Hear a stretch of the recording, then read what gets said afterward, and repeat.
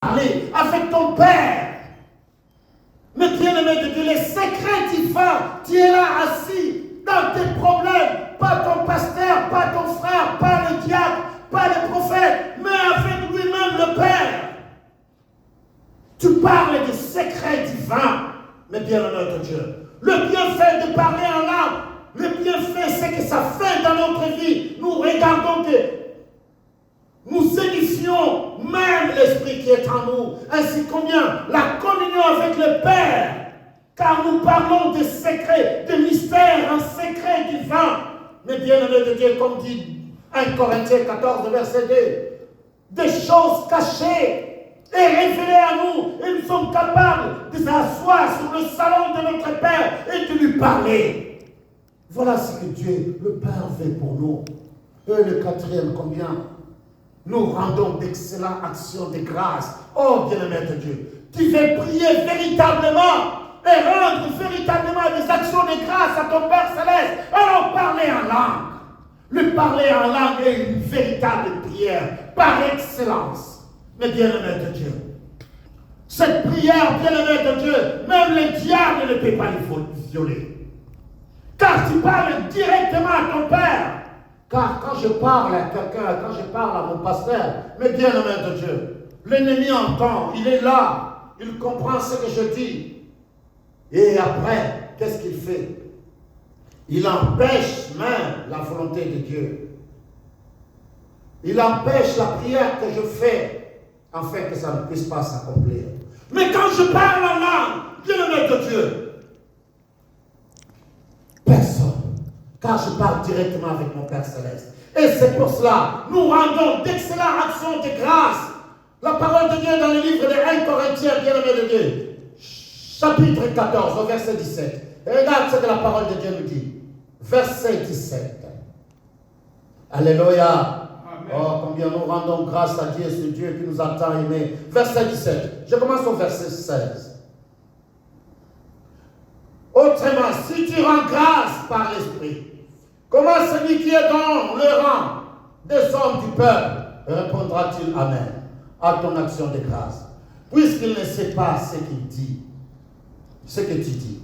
Tu rends, il est vrai, excellente action de grâce, mais l'autre n'est pas édifié. Verset 18. Je rends grâce à Dieu de ce que je parle en langue, plus que vous tous, bien-aimés de Dieu.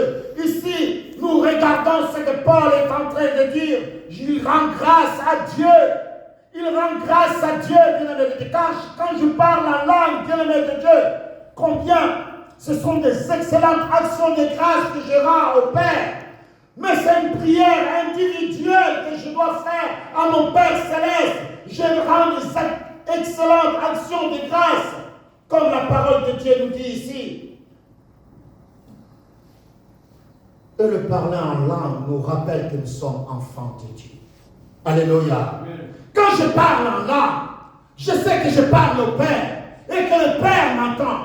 Car la parole de Dieu nous dit, il reçoit le fruit de nos lèvres qui confessent le nom de Jésus. Et quand je parle en langue, bien-aimé de Dieu, je confesse le nom de Jésus.